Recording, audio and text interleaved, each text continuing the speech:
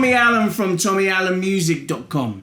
This week we've got the pleasure of speaking with Mike Exeter, yes, the record producer and sound engineer for bands like Black Sabbath, Judas Priest, UB40, and of course, Trafficker. Yeah, we spent the week in the studio with Mike. It's great fun. So check out the interview. Let's get to it. So first of all, because we've been friends now a little while, and I want to ask you, what was your first introduction into music?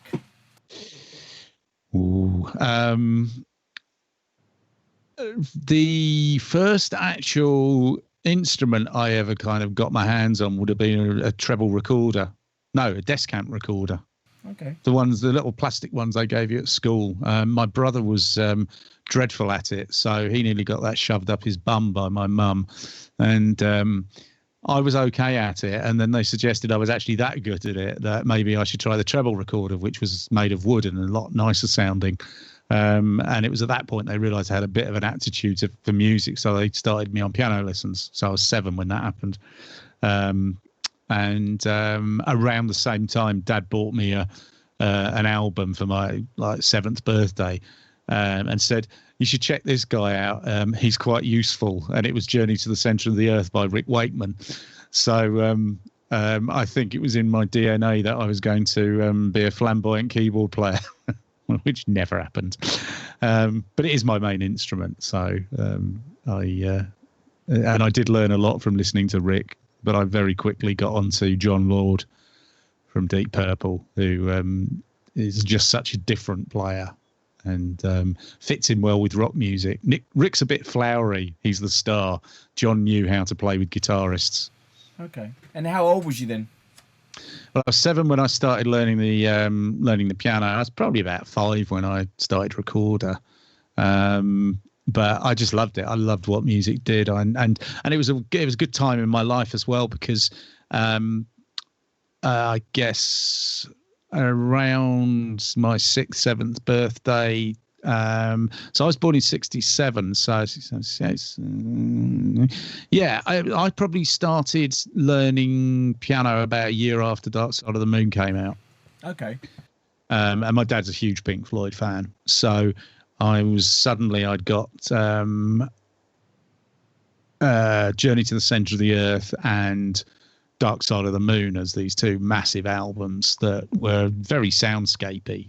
And then we sort of followed on with the Pink Floyd thing with Wish You Were Here, and then the album that sort of changed I've got my feet tangled. I'm sorry, in headphone leads. The album that really changed things for me was Animals by Pink Floyd, which remains my favourite album ever. And it's just because it evoked a time in my life. I was 10.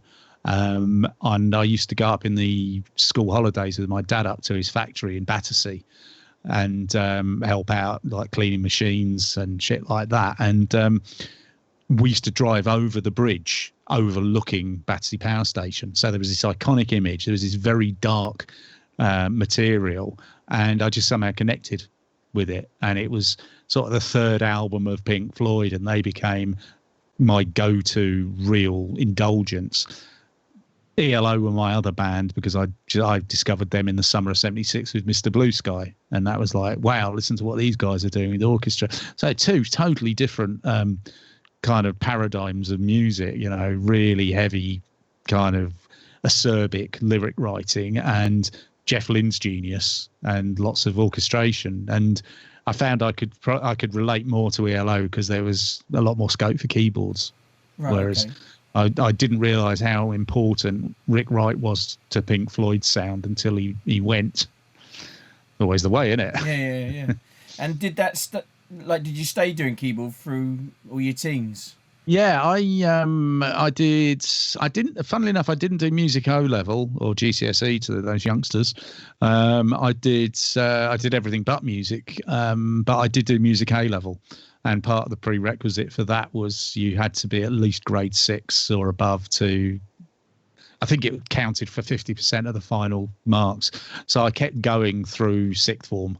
Thank you, Mike. And then at that point, I was a bit sick of school. To chat. And being a keyboard player, wasn't much room for you in bands because the only way you could really be a keyboard player in a band up until the early 80s was if you owned a Hammond organ or a Farfisa or a grand piano or a Fender Rhodes, none of which I had. And the bands were all into punk by that point anyway. So Right. I kind of missed out on the guitar thing. I'm making up for it now, though. So what did you do for the 80s? Was you The playing in bands? 80s. No, never got into the bands. Again, because piano was kind of a solitary existence. I did learn double bass for a while, which was quite cool because that came in useful later when I was working on writing sessions, playing normal bass. But pianist, you only had one chance in an orchestra, and I was never going to be the virtuoso pianist because I enjoyed finding out about beer too early on in my life. Right. So I just didn't put the practice in, and practice is everything. So I got my first synth in 1983. I guess I was 16. So it was for my 16th birthday, and I had a Juno 60. It was the first one of the really affordable 6-note poly synths, and it was great. It was really, really good fun. And I started to work a little bit with a 4-track tape machine. I had an open reel tape machine, and we moved to the Midlands, and there's a cottage alongside the house, and we set up a little studio in there. My brother had a drum kit. I wouldn't say he was a drummer. He knew one song, I think, The Camera Eye by Rush, and only a part of it. But we used to enjoy playing it together.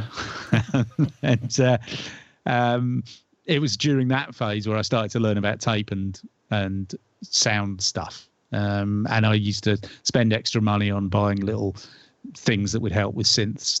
I bought an Atari ST fairly early on, which allowed me to do MIDI stuff. This was really early in the days of MIDI. I mean, my first synth didn't have MIDI on it. It was it had a proprietary communication bus that worked with certain Roland products. I retrofitted a MIDI interface on it and was able to actually start programming. But by that time, I kind of I'd finished school. I was working for my old man's company as an engineer, doing computer-controlled machine tool programming and servicing. And it wasn't until a little bit later, kind of around the end of 1990, I knew there wasn't a future in it. There's always a future in machine tools, but I didn't see my future in it. So I decided it was time to repurpose and think about music again. Right. But from the production side, the engineering side. So around the 90s? Yeah, I did my first bit of real studio stuff late 1990. Okay. Because the earliest I can find was 95 with the specials.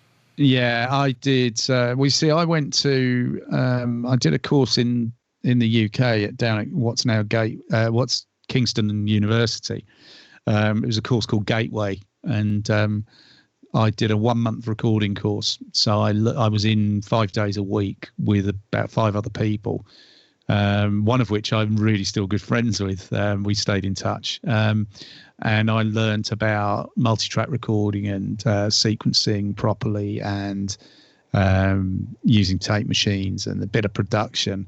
And then within 3 months of finishing that, I was out in Florida doing a degree course in it. And I spent a year in Florida.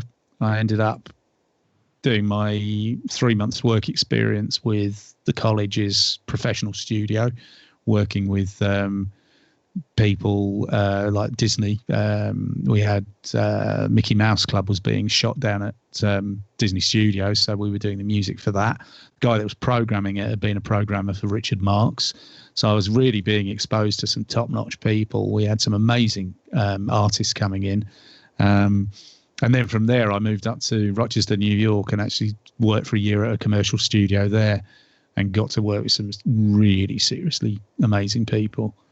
And so when I got back to the UK in 93, by the end of that year, I'd already been in contact with UB40 Studio because it was local to me, and done a couple of small sessions. And 94, I was working there pretty much full-time freelance. And by 95, I was head engineer there. Okay, so the specials and the Ruby Turner were recorded at the UB40 studios. Yeah, that was at Depp, but before that, I'd done recordings with some American bands, and my first production credit was a band called Union, who were a country band from Rochester, New York. Okay. I did that in the late 92, and then 93, 94, I was doing a lot of local stuff. I did some stuff with Crown of Thorns, who were touring with Bon Jovi. They did that tour in 96, but we'd worked on some stuff in 94 for definite. So, I was doing loads of stuff. A lot of it doesn't make it out there because, like a lot of music, even back in the day, you'd get bands that were put in to do work by record labels, but they could get shelved. Yeah. There was a great band called Flower House. They were fantastic. In fact, the singer recently put up some of the old demos, not the ones I'd done, but it was the first time I met Carl Brazil, who now plays with Robbie Williams and James Blunt and Feeder, and he was just a little whippersnapper playing in a local band. They were fantastic, Flower House. They were signed to AC/DC's production company, okay. But then they got dropped. So it's kind of you got to have some good coming together of the alignment of the planets for stuff to happen, and I've been lucky to have a few things align. How long was you with UB40 studio? I started late 93, and I finished midway through 98, and then I freelanced back there for a few years and never fell out with them. Really, still get on with the guys. A friend of mine does. They've split into two bands now. Yes, Ali and Duncan, isn't it? Yeah. So Ali's band. They've done some work on some albums with another friend of mine. But the sort of the rest of the original band are together, and they work up in Coventry studio. And my friend Austin does a lot of their stuff. He has done for a few years now. A friend of mine was saying they used to drink with them and knew the two brothers and the dad. Yeah. And he mentioned, I'm trying to read the notes here, the Old Filipino was one pub. Right. I used to go to Billy's, which was owned by, I don't know if he owned it, but then he certainly looked after it. It was Paul Henry, who was famous for playing Benny in Crossroads. He was a nice guy. There was also one round the corner which changed between it was called the Eagle and Ton, and it was called something else as well. You mentioned the Old Fellows.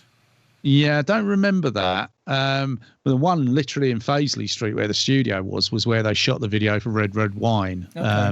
And that was the Eagle and Ton and whatever else it was called. And there was an Irish pub up the road as well, right by Millennium Point. Can't remember what that's called either. I don't go into pubs anymore. I haven't for years. But yeah, they were a good bunch actually. They certainly worked hard, and it's a bit of a shame what's happened to them with the missing millions. Yeah. But yeah. And then I had you before that as with the Cradle of Filth. Yeah, Filth was during that time. That's the first time I heard of them was in 95.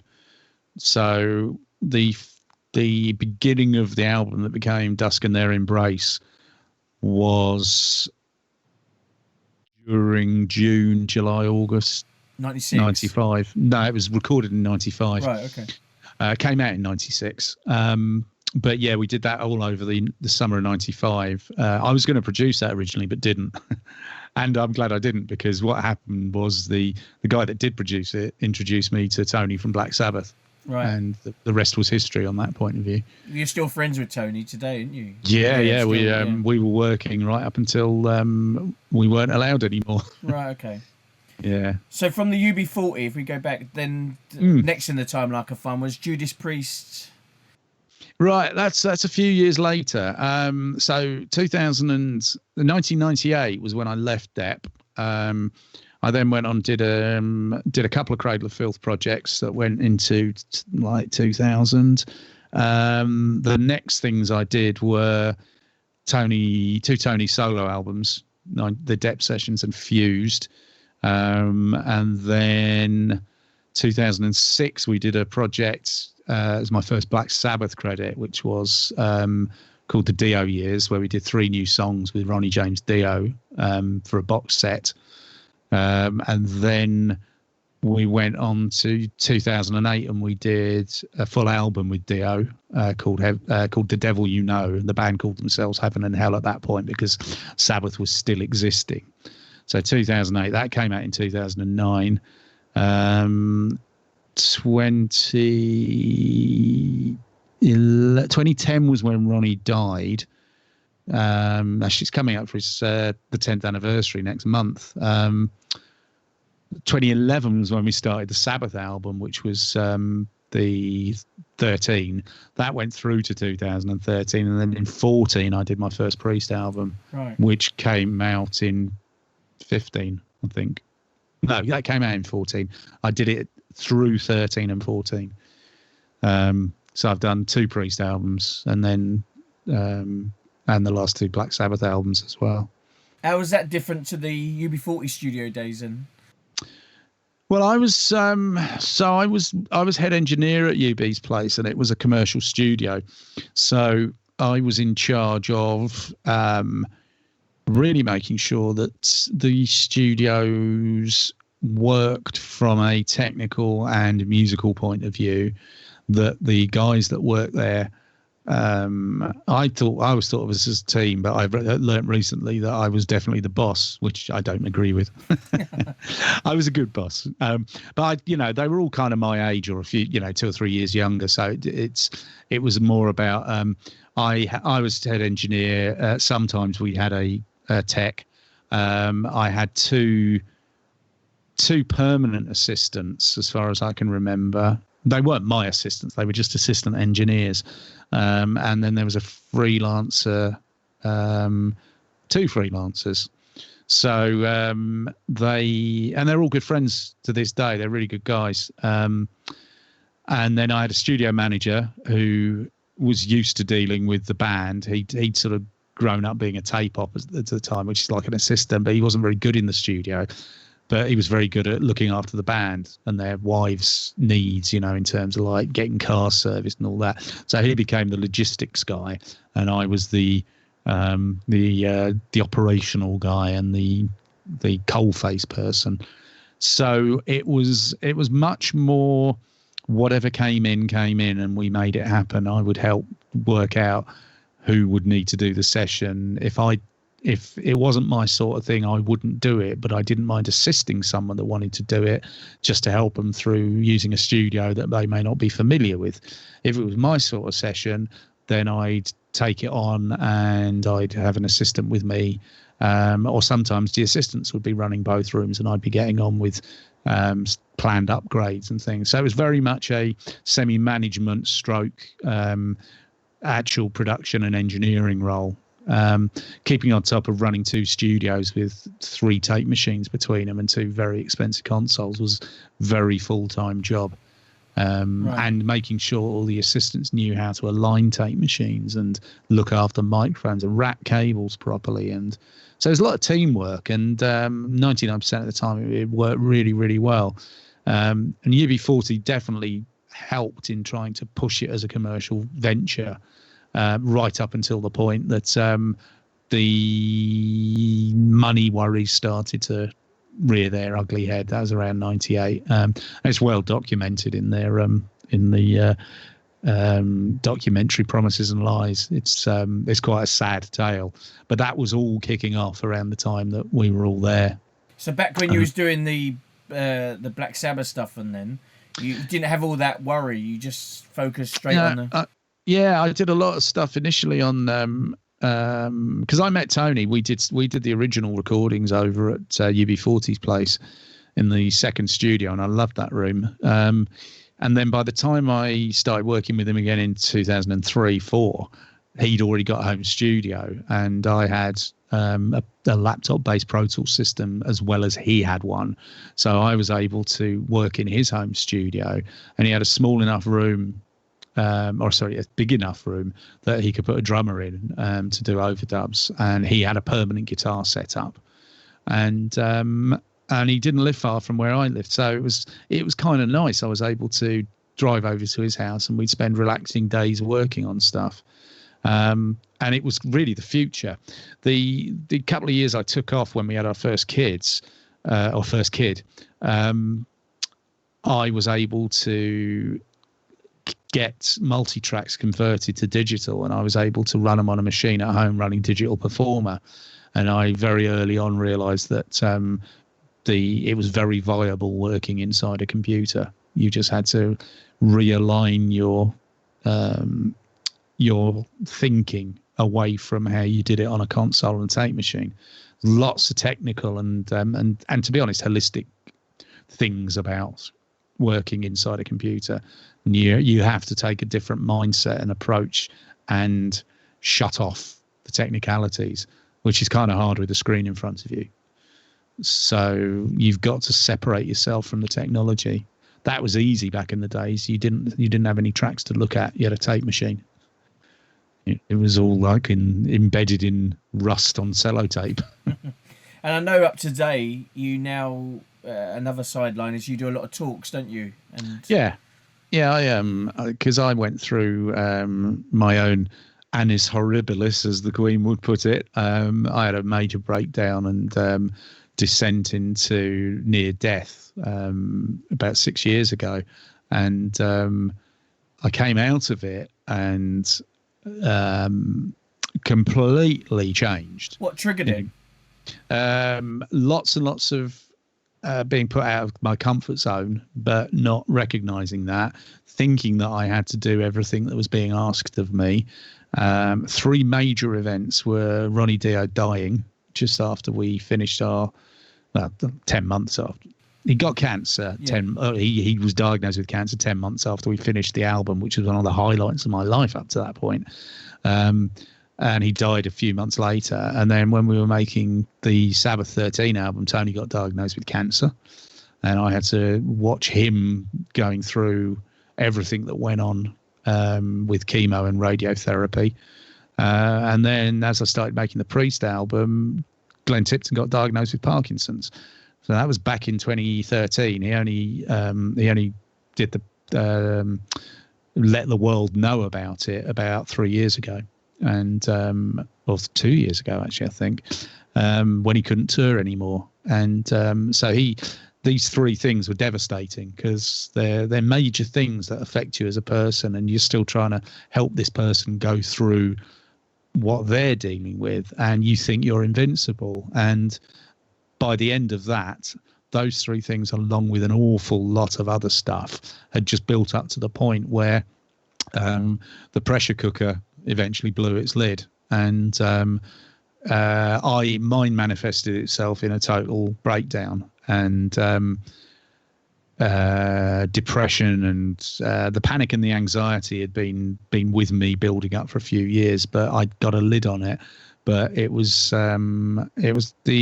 the main final descent was being isolated working on the Priest album.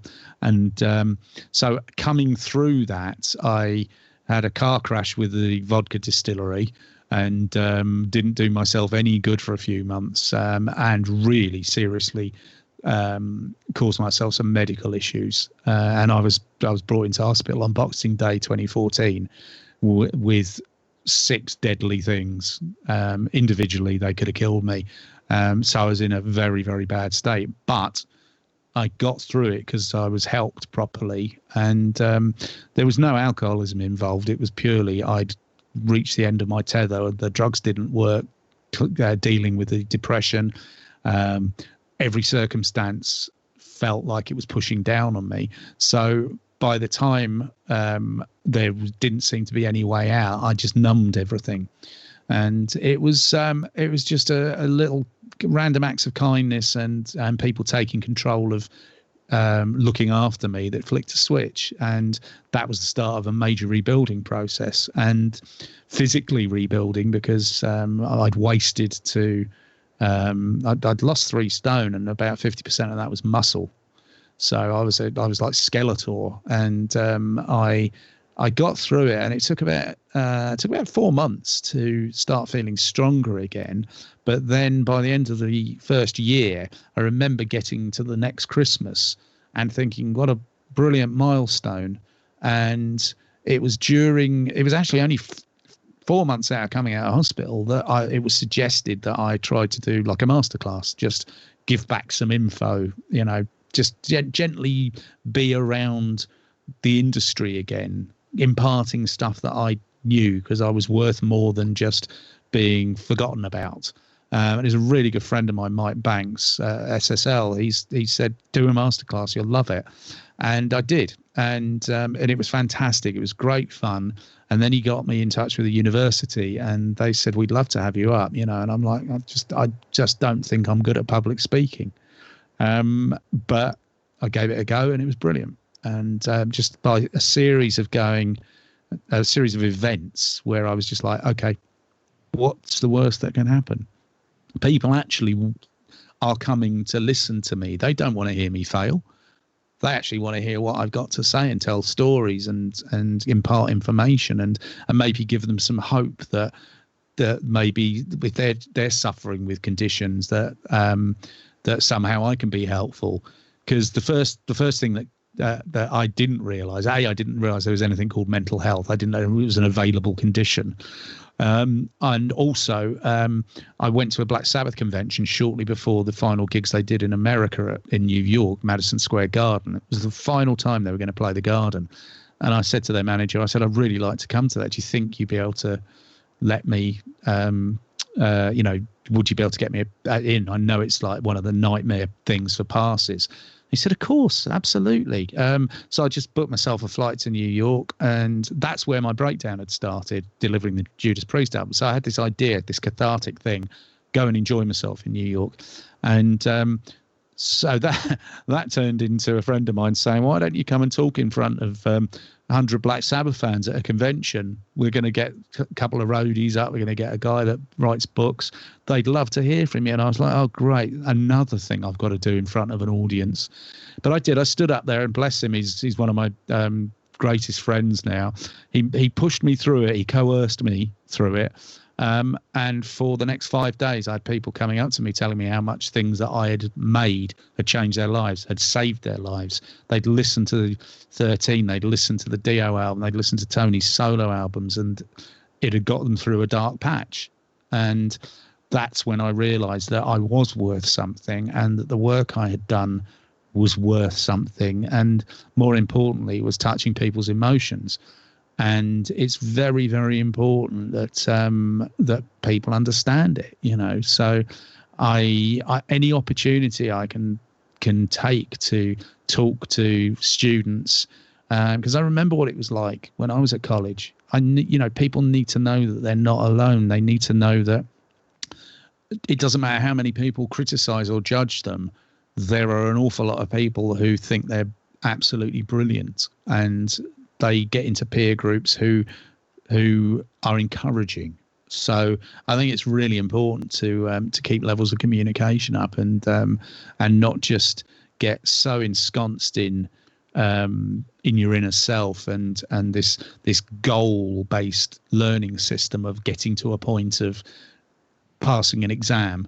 It's the journey that's important. It's the meeting the people. It's the learning the techniques. It's being around people that make you laugh.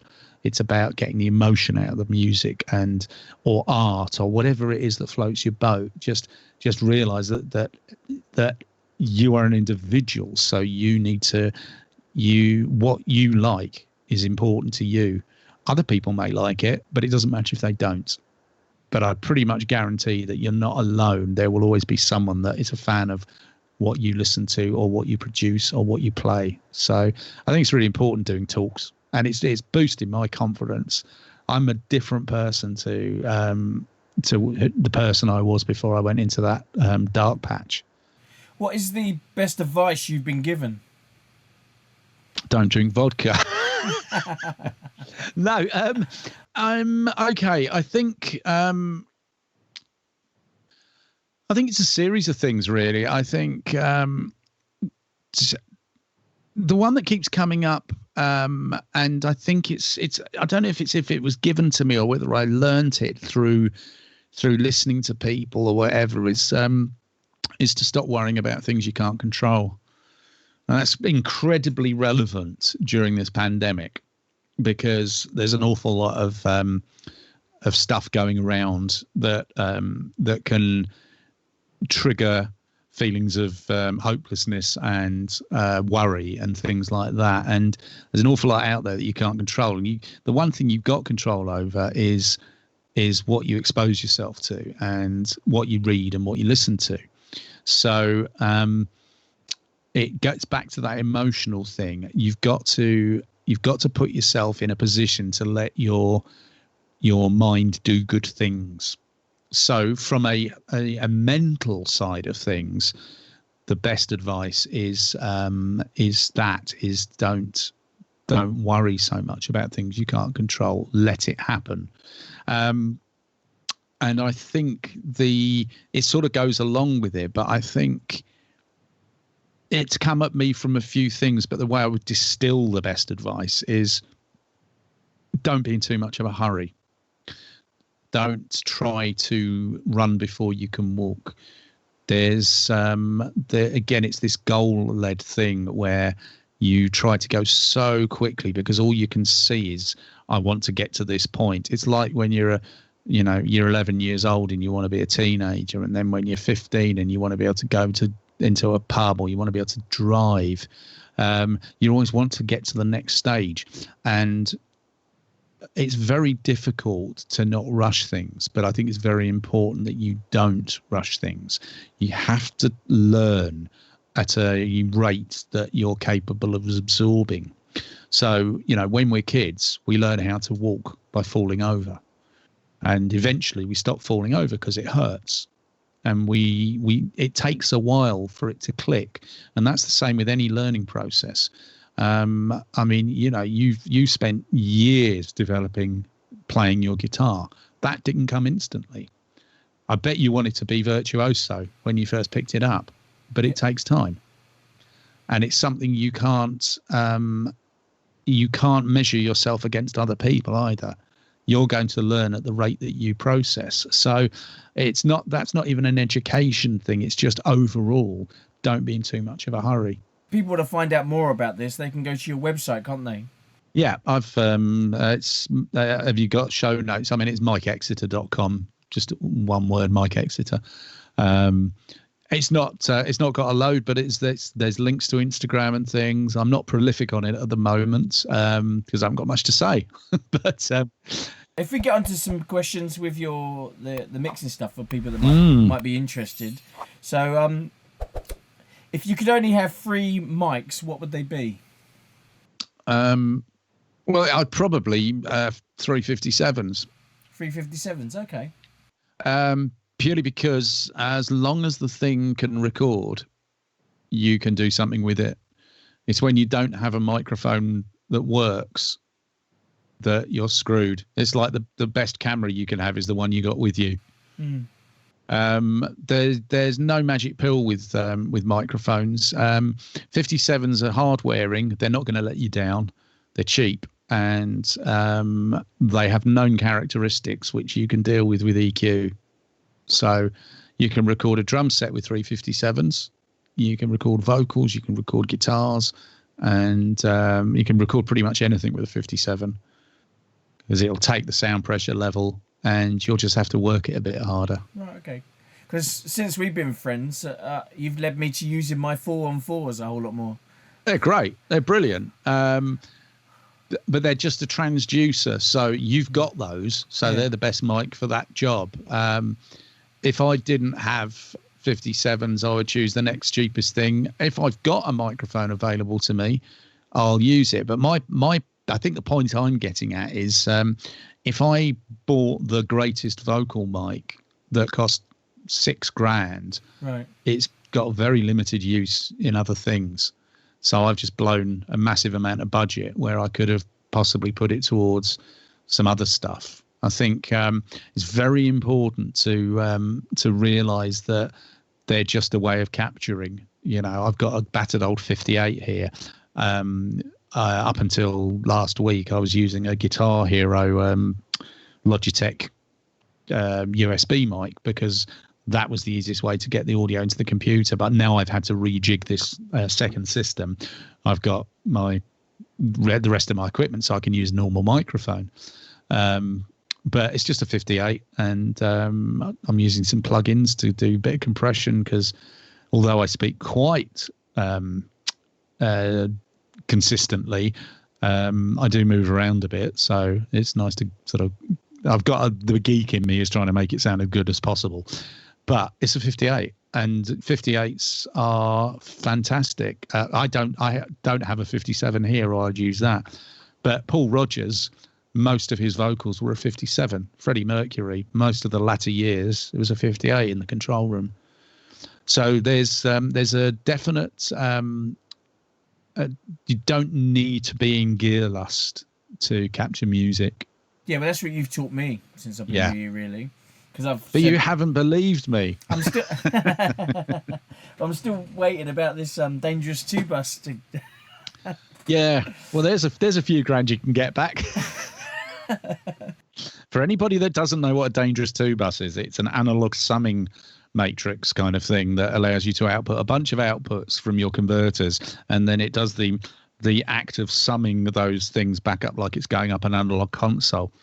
And some people like it as a bit of a crutch. It's just another piece of gear that stops me from being able to take my laptop and a pair of headphones and work, because I'd have to take a massive converter and a 2 bus, and I work all right without it. What would be your 3 go-to plugins? An EQ, a compressor, and a reverb. Okay. So without being flippant, so the EQ, you can shape the sound. I don't actually need a compressor because I can do it with fader movement. So if I didn't have one, that wouldn't be a big deal. If I can choose an EQ, it's one that allows me to dive into very narrow frequencies and solo those, so I can notch out problems with the sound.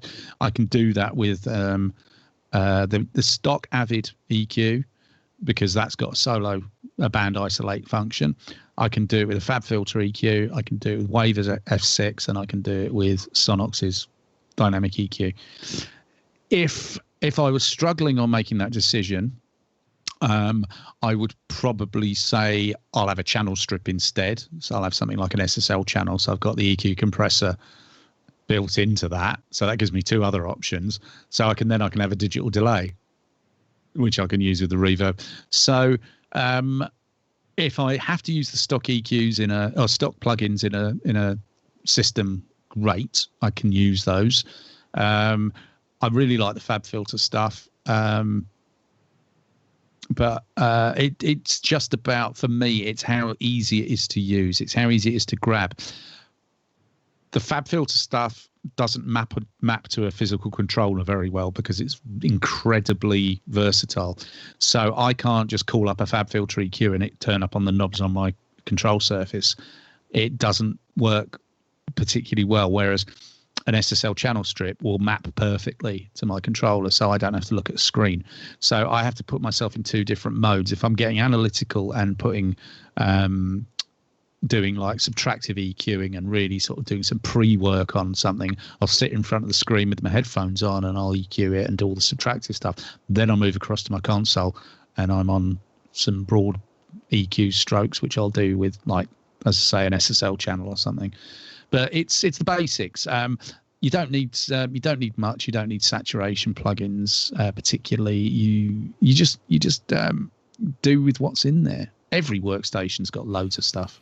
What do you have on your output bus, plugin wise? Okay, I just have a stereo compressor. I have the equivalent of the SSL. It's a Townhouse bus compressor, it's called, and it's modelled on when SSL put one of the first consoles into the Townhouse back in the 70s. That had the built-in bus compressor. And that was the room that Hugh Padgham engineered Peter Gabriel's 3rd album in, where Phil Collins played on a track called Intruder, where famously his drum sound was discovered, which he then used on his solo album Face Value. So they had the SSL console with its built-in bus compressor. They also had, I think, a Neve console in one of the other studios, and they loved the compressor so much that they asked SSL for the circuit diagrams, and they built themselves a bus compressor in a rack. And that Townhouse bus compressor is now owned by a friend of mine, Joe Hyatt Smith, and that was modelled by Plugin Alliance Brainworks. So I now have just that on my stereo bus. I have a couple of other things, but they don't alter the sound. They're like a meter and a reference track switcher. And do you limit? Do you stick a limiter on the end? No. I mix with the compressor set on very quick attack, auto release 4:1, and I just make sure I don't hit more than 3 dB.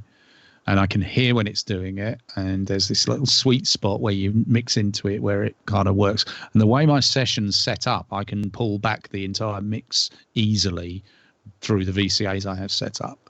So I can make broad balances, and then if I feel it's getting squashed, I just pull back on the main input to it, and that keeps me in check all the time. And it adds consistency. If it's then sent as reference mixes, I'll shove a limiter just to give it a bit more level, but nothing mental. I use FabFilter Pro L2, and that always comes off if I'm sending it to mastering. And what happens mostly in mastering is there's a little bit of maybe a bit of gentle EQ if it needs it, and the right limiter, because they all sound slightly different. The right limiter to get it up to a level where it's still got dynamics, but it's competitive. What are your 2 things in your engineer producer bag that you can't live without? My headphones. I have Focal Clear Professionals, which were bloody expensive, but because they travel with me, I know them incredibly well, and they take the room out of the equation. So I haven't got them in at the moment. I've been using them day in, day out. So I've just got my in-ears in today just to be a bit different. But the Focal Clear Professionals, they're stunning. What else? What would the second thing be? It's Pro Tools for me. Pro Tools. The ability to record, because I know it inside out. Certainly the way I work, I know it inside out. So I'll expand that. I need a means of recording.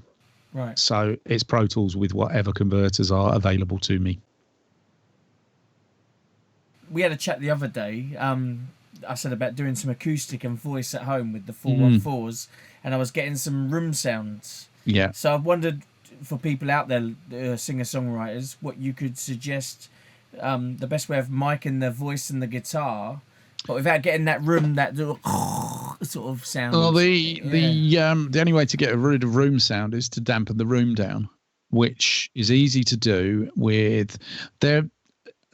If you look on the internet and you Google U-Haul packing blankets, U-Haul being the trucking company in America, you'll see these very, very heavy quilted packing blankets that they use to wrap around furniture. And they're just made of a very, very dense down kind of like material. They're like a sandwich construction, heavy cloth sandwich with the down inside. Those hanging over a mic stand and closing the area in, including behind the microphones, because you still get reflections coming back. That's useful. To do it over here, you just kind of have to really triple up on thick duvets. But what you've got to do is you've got to tone down the room, because it's going to get in the microphone. I'm mixing a project at the moment that's got some vocals that were done in a Spanish villa, and I'm having to use this de-reverb plugin to make it anything like usable.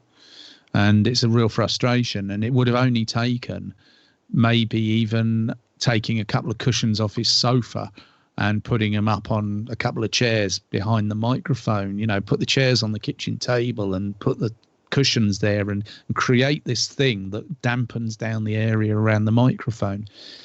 So approach it acoustically, get away from where, if you can hear it when you talk, you can hear the reverb in the room. If you put a microphone up and you talk and you record it, you'll hear what the room's doing. So you can't just deal with it with with like the way you position the mics, except you need to get them as far away from the reflective surfaces as possible.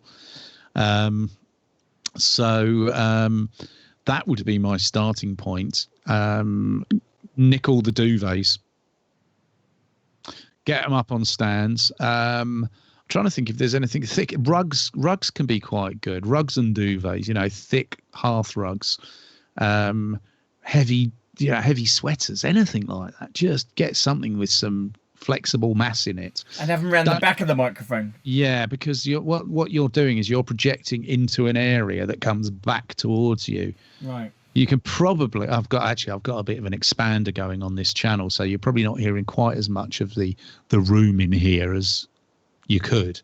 I'm in an alcove here, right, that is perfectly designed to ping at low frequency.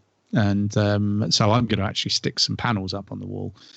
If you can afford to get down a builder's merchant like Wix and get the high density insulation, the loft insulation that is actually slab form, you get some slabs of that, and you get the weed stop material that goes that you put on gardens to stop the weeds growing through. You just wrap the slabs of rockwool in that so that the fibers don't get in the air. And for about 40 quid, you'll get something like 7 slabs or something. And you can, just build makeshift, again, mic stands, or use a broom handle and hang it between 2 chairs. If you can get these things to sit up, you can build yourself a bit of a booth, really cheap, and that's seriously effective.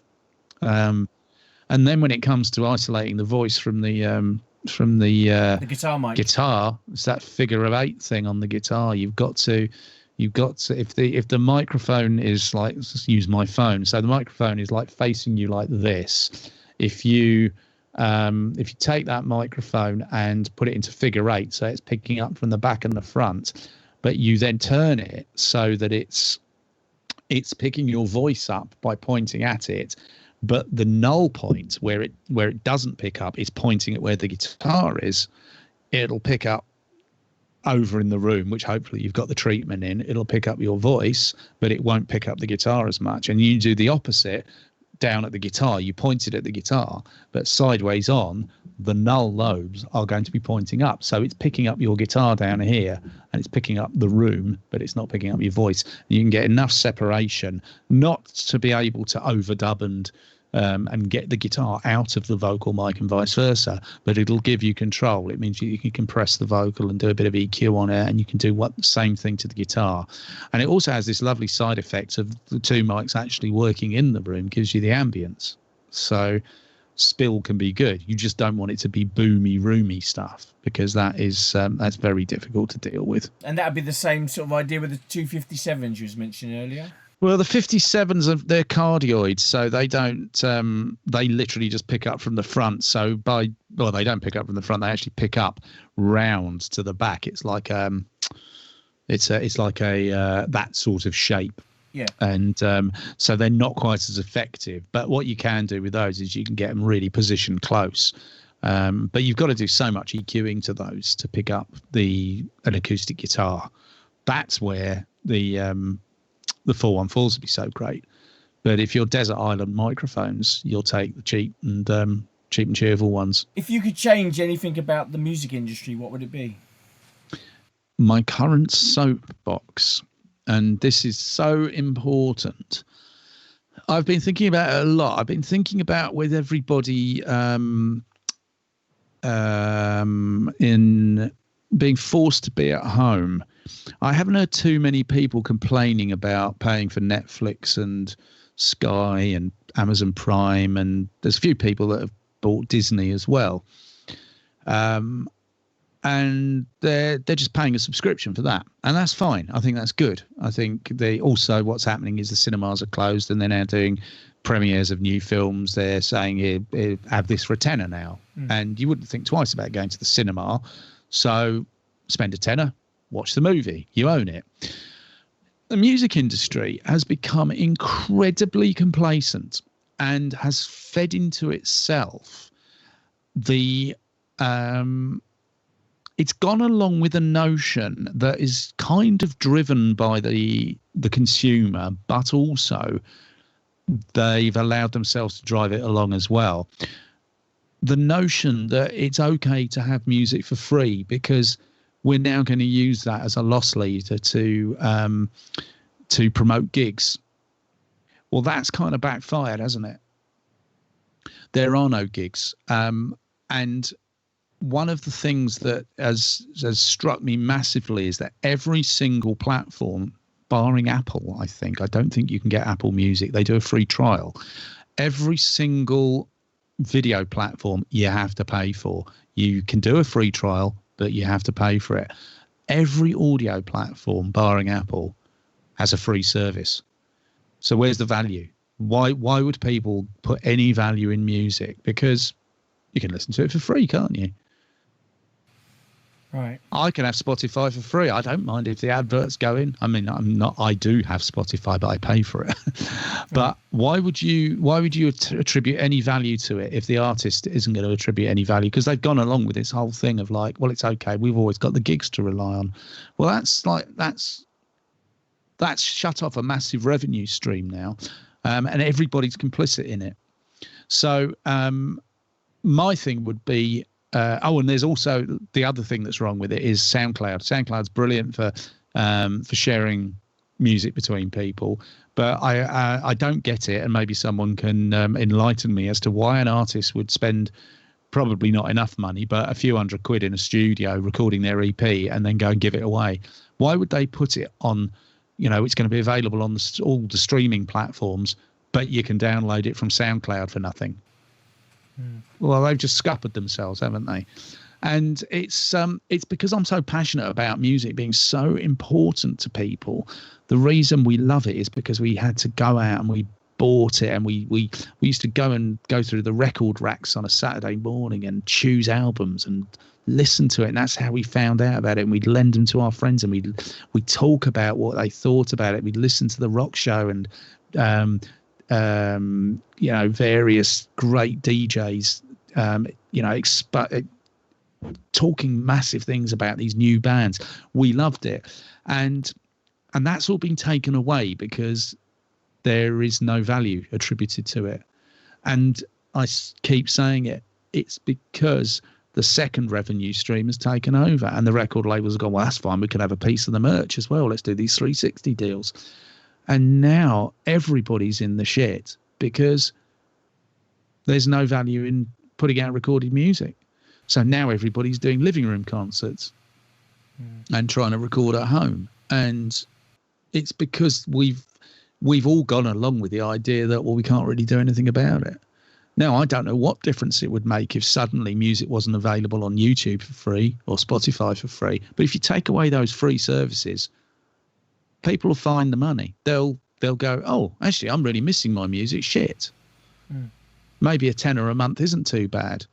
And you get maybe 50% of the population who do Spotify free suddenly had to pay for it. That's an awful lot of money going back into Spotify's coffers, which I still know it's a dreadful ratio of how much they get paid to how much the artist gets. That's point naught something, isn't it? Yeah, you have to sell you have to get 1 million streams to make about $5,000.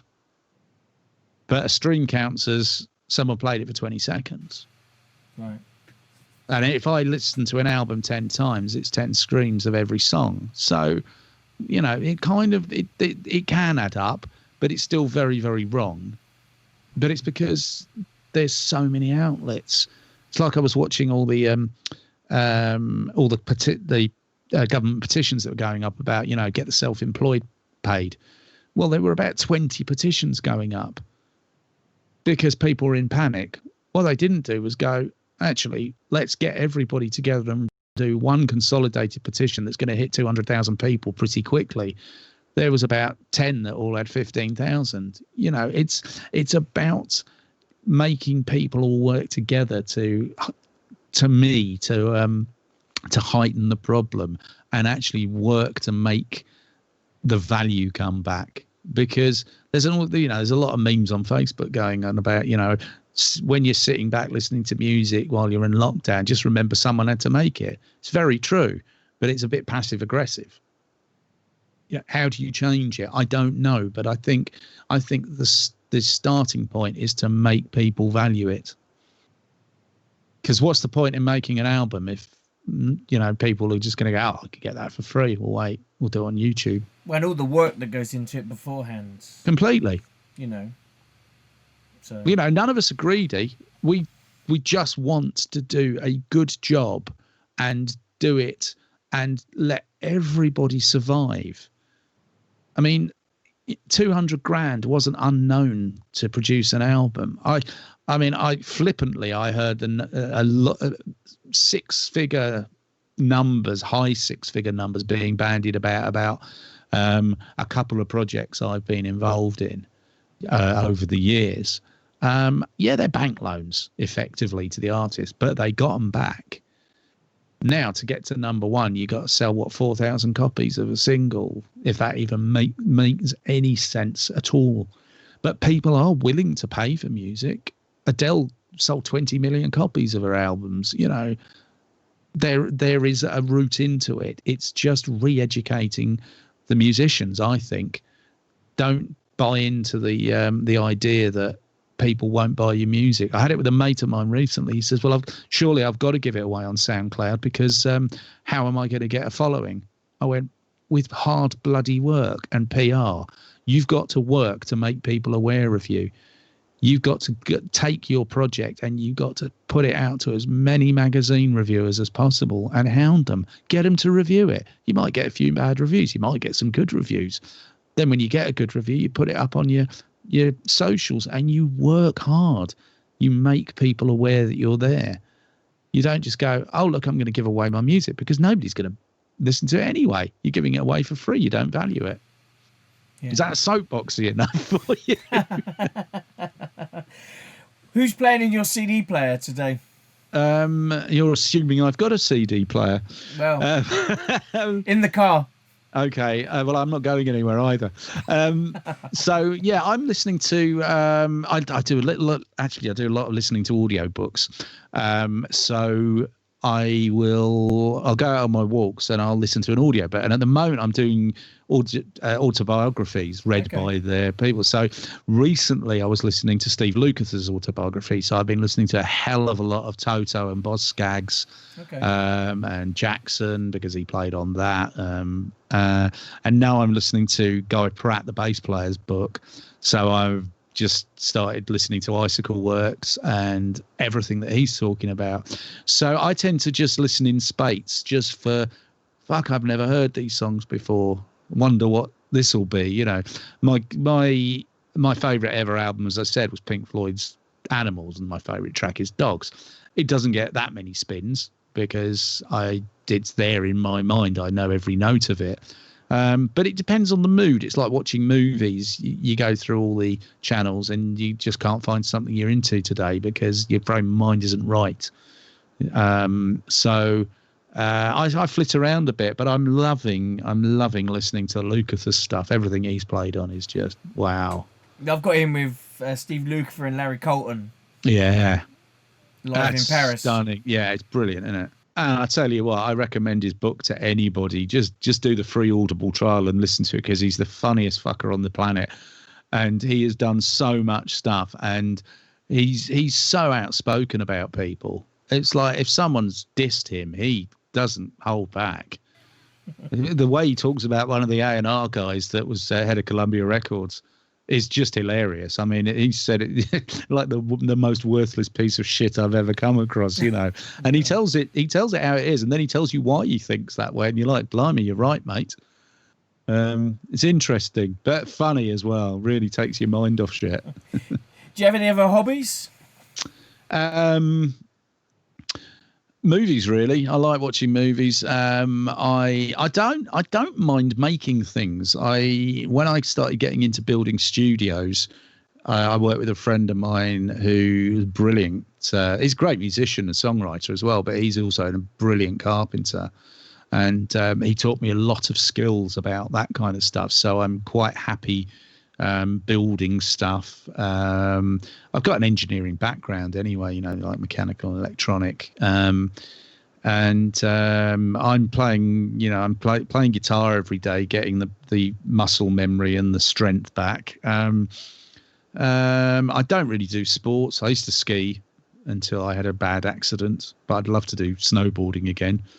But yeah, I just I like listening, and I like investigating. I read. I keep attempting to draw and paint stuff like that. But I'm crap. But I do like photography. But that's another thing. I get caught up in the maybe I should edit that, or maybe I should do this. And it's like, actually, no, what? Just go out and find a good subject and take the bloody photo. Hence, the best camera you've got is the one that's with you. Comment earlier. Right.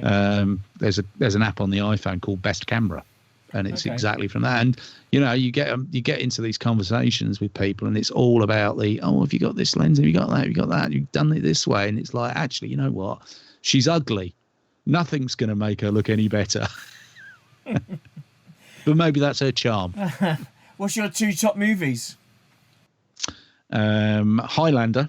Okay. Highlander is because I'm originally Scottish descent from the Clan MacLeod. Okay. From Stornoway, where the MacLeod clan that's in the movie is from. So I am part of that. And I love the movie. I love the whole idea of it. The sequel was shit, and the series was shit as well.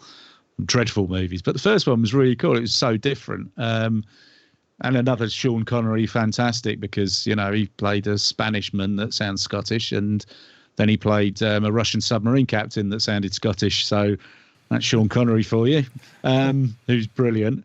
I've got to say, I would have said probably Aliens a few years ago, because I just thought it was an amazing piece of work. James Cameron just is awesome. But I think I see so many movies now that I kind of enjoy them all for what they are. I loved Kingsman. I thought that was brilliant. As Good as It Gets is one of the funniest. There's Jack Nicholson. Jack Nicholson says that I would love to be Melvin Udall. He is a pain in the arse, and he's brilliant. That's fantastic. And so is there was something recently fucking Team America. Team America World Police, classic. There's just too many funny ones. They've got Step Brothers, when Will Smith, gets his ball bag and puts it across the toms on his Step Brothers kit. I mean, it's just, unexpected and brilliant. Something that makes me laugh. I want to howl in the cinema. I really do. So what's the story with the Darth Vader and the Star Wars R2-D2. So I was doing some mentoring for BIM College. I do it every week, and the Johnny Amos, the course leader of the module, he had his R2-D2 mug. Right. I said, I've got an R2-D2 for you. So I found my old R2-D2, and he's actually a fully functional droid. He's run out of batteries, unfortunately. They're C-type, and I'm not ordering those because they're bloody pricey. But I had him about 22 years, and he is a robot. He will go around the house, bumping into things. He'll just patrol, and if he bumps into something, he turns around. But you can give him voice commands and stuff like that. And he's really cantankerous as well. He gets to the point where you give him too many commands and he refuses to do it. He just shakes his head. He's fucking brilliant.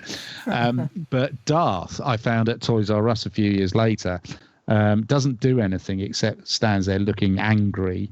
But he's perfectly in scale to R2.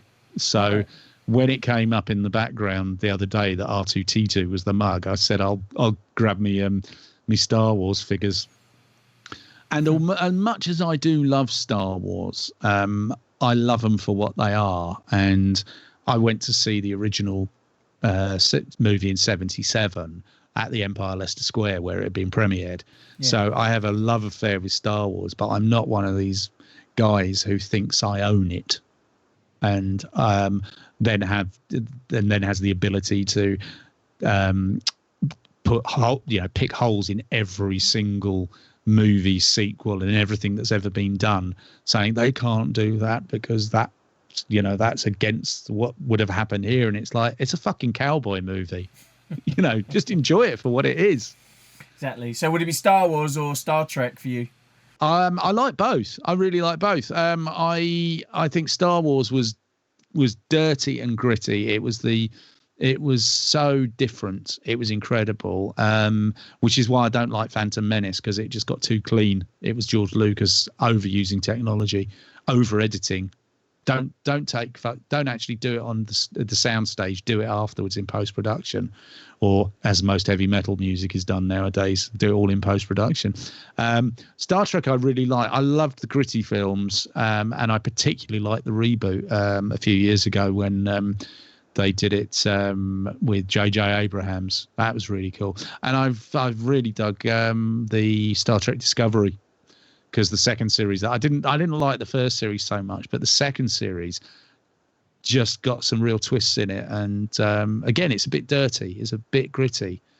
And the latest Picard was quite good. Took about half the series to get going, but he's great. Patrick Stewart, brilliant again. Oh yeah, that's the new one, isn't it, on Amazon? That's right. I love anything that just puts you into a different place. You've got to absorb it. I mean, one of my favorites again is Lord of the Rings. That's just incredible, but God, it doesn't have to take some energy to get through. You like The Hobbit? I didn't like The Hobbit because I thought he didn't do as good a job. There was something about it that felt I didn't connect with it. I thought Rings was brilliant. Rings was of its time, and it just came together so beautifully, and the score was fantastic. Howard Shore was so involved with it, and they had a slight falling out over Kong, and James Newton Howard had to take over, and then Shore comes back for The Hobbit. And I remember, I've only seen it once, and I remember there's this point on it where they're fighting for about 25 minutes to get up the mountain to the top of the plateau where the film ends. And I was so distracted because it sounds like there's a sodding sea shanty going on during this fight. There is no connection between the music and what's actually going on. It was awful. And yet Rings you can listen to and you just have to hear that one theme, and Frodo's around, or Aragorn's arriving, or it's the sound of the theme of the ring itself, or Gollum. That's the important stuff. It's really cool. So I love Rings, but yeah, I haven't given Hobbit a chance, and I don't know if I ever will. Right, so what I've been doing to the people so far at the end of the interview is just doing a quick fire round of about 6. Okay. So try not to think too much. Okay. Reverb, yes or no? Yeah. In or outside the box? In. Heaven or hell? Hell. Better or easier? Both. Both. What's needed or what's right? I think they're the same thing. And would you add boost or cut in EQ?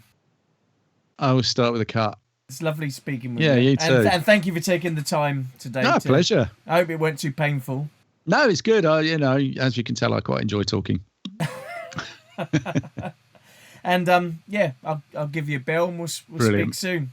Awesome. All right, you take care, mate. Thumbs up. Yeah, catch you later. Cheers, man. See you, dude. Hey, it's Tommy Allen from TommyAllenMusic.com, and that was Mike Exeter. Hope you enjoyed watching that as much as we did filming it. You can find out more about Mike at MikeExeter.com. Next week, we got Marcus Prescard, a young guitarist from down south, down my way near Basingstoke. So we're going to be chatting with him about his music and guitars and what he's been up to. So come and check that out. Please give us a like, hit the subscribe button, hit the bell icon. Until next week, word from our director. Peter Black.